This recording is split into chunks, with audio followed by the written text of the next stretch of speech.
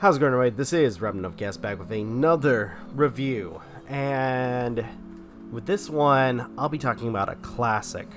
More so because this is, since it is Halloween, why not talk about probably one of the most influential films when it comes down to the horror genre.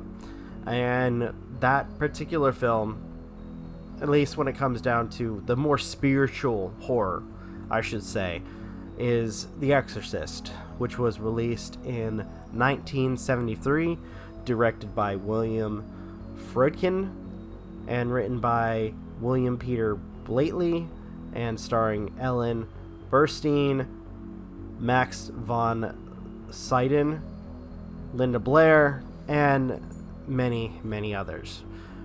Again, this is one of the old school films, and I ask you, especially for those people who weren't around. I mean, I myself wasn't around when this movie was made, but I ask you guys, like, at least for first time viewing, go check it out.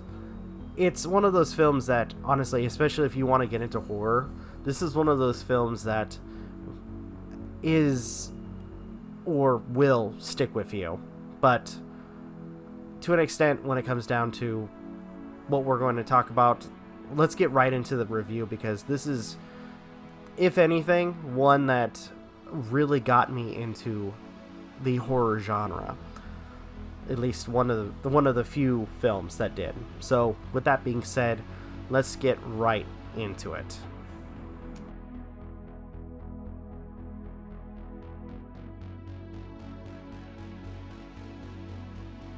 I guess, if anything, a quick synopsis of the story itself. You have this girl who unfortunately becomes a victim of possession, and with, science not being able to help the situation, or at least the mother of the child, goes to the spiritual, and to an extent tries to get the assistance of a Father Karras, or Damien Karras. And after doing some research, they end up getting the assistance of a Father Lancaster Marin. And with the power of prayer and faith, they try to expel the evil from the girl.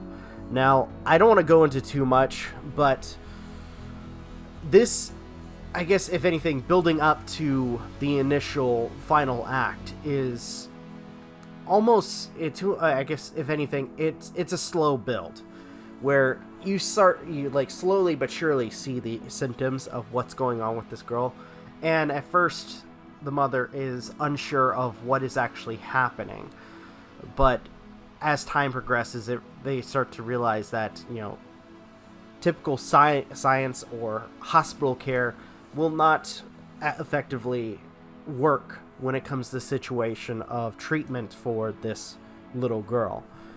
And what happens to, several of our characters, or more so when it comes down to Damien Karras and Father Marin, is tragic, to say the least. Again, I don't want to spoil too much, but there is, especially when it comes down to Damien Karras, or Father Karras, who also goes through, I guess, as a side plot point, is a priest who unfortunately lost his faith, and through this experience tries to regain his faith in order to help save this girl.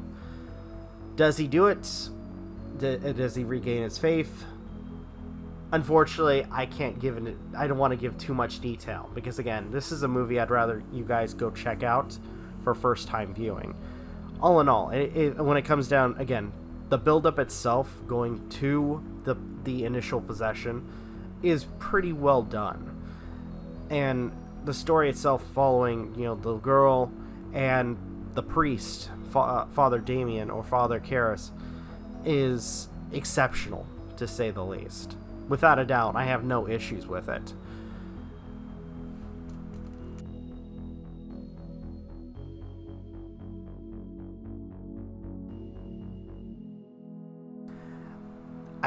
honestly, watching the film, there is not much to talk about when it comes to characters. I think, if anything, the main focus at all has to be between the Father Karras character as well as the character, the little girl, or Reagan, which was played by Linda Blair, and Father Karras was played by Jason Miller.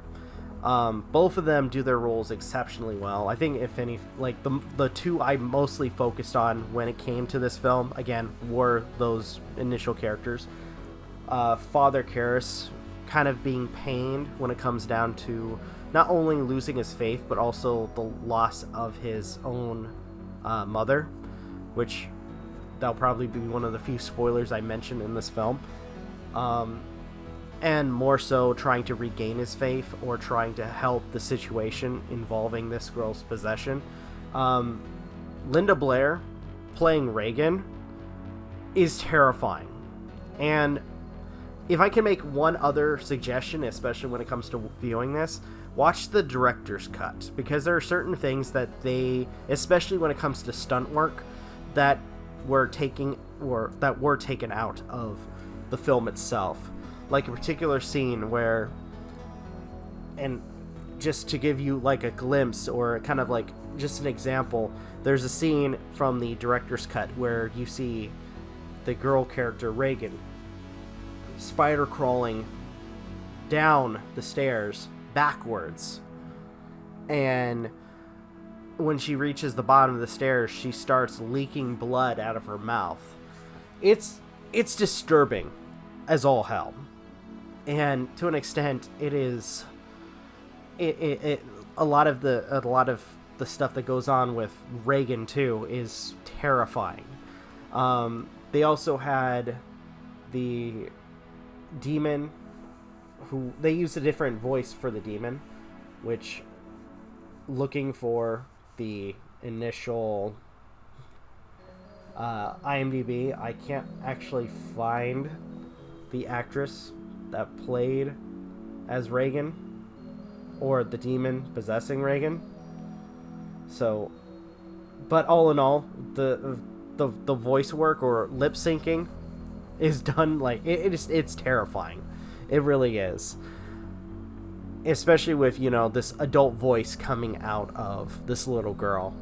It was, if anything, the effect itself is done really, really well.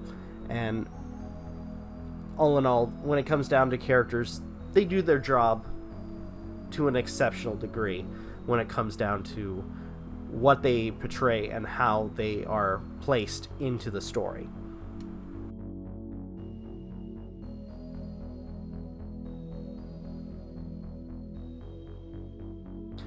Now, when it comes down to effects, there is not much to go by with effects, and honestly, I think I'm okay with that. There are certain moments, I think, if anything, when it comes to stunt work, is done really well. Puppetry itself is also in play when it comes to this particular film, especially with how old it is, being made in the 70s. As well as makeup, and I guess, if anything, more focusing on puppetry and effects done with anything involving the possession. This particular, I guess two in particular that come to mind is this one scene where Reagan, or the little girl, her head is turned like almost completely around to the back, to where her head is facing towards like her back, which is really weird. And then let's not forget if anything, for those who have not seen it, the famous or infamous pea soup scene. Again, I don't want to go spoiling too much, but it's a great scene. A lot of, I think more so the effects are more focused on what happens for anything involving the possession, and all in all is done in a, I guess, tasteful manner, if you can call it tasteful. If anything, it's done in a way that makes it seem like this could actually happen to a certain degree. And above all is, I've used the word terrifying before, and I think I will use it again. It is terrifying. and it makes you wonder.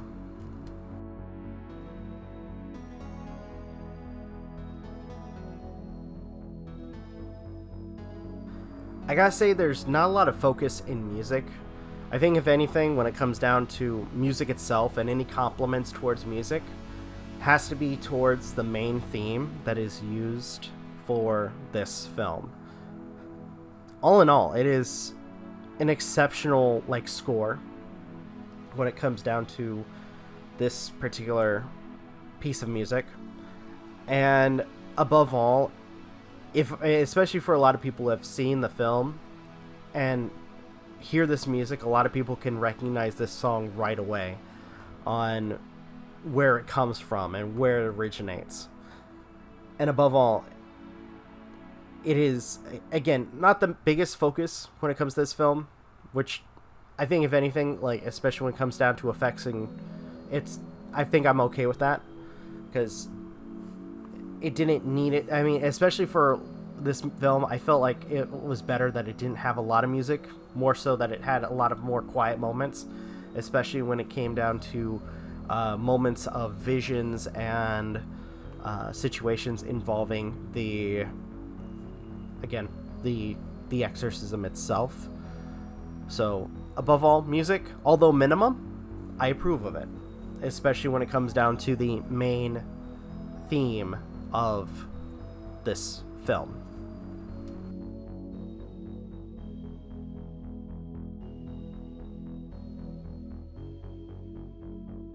So, final thoughts. This is a classic gem, especially when it comes to horror.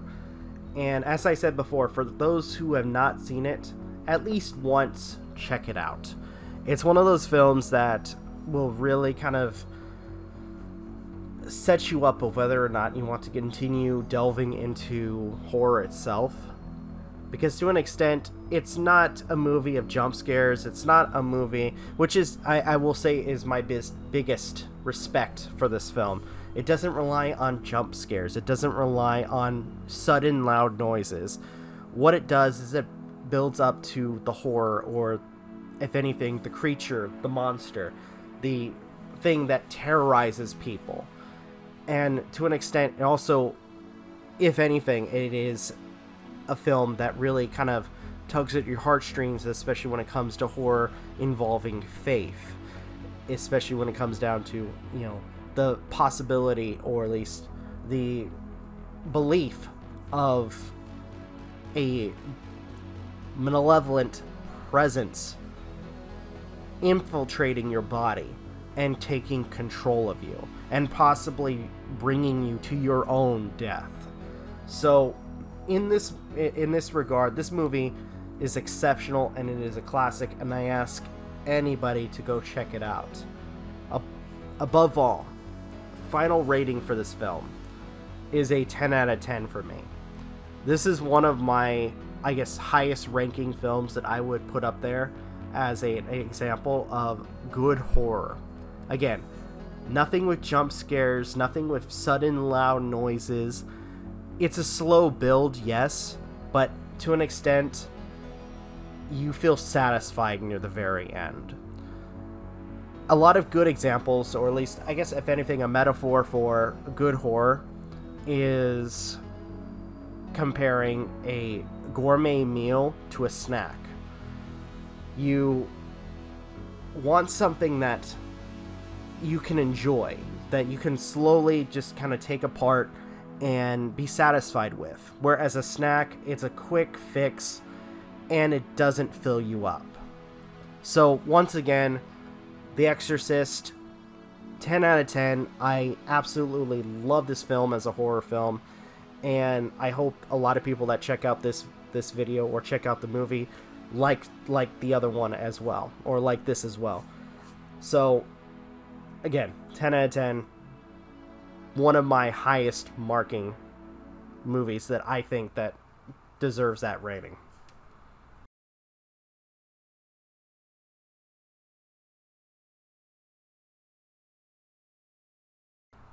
And with that, that is the end of my review. Thank you guys so much for watching. Truly appreciate it. If you guys can, please leave a like, comment, share, subscribe, all the good stuff. If you guys want to follow us on social media, links are in the description down below, as well as check out our weekly community stream and the podcast, as well as our daily content. With that being said, this is Rob Novakast signing off. Have a good one, take care, and I'll see you guys in the next video.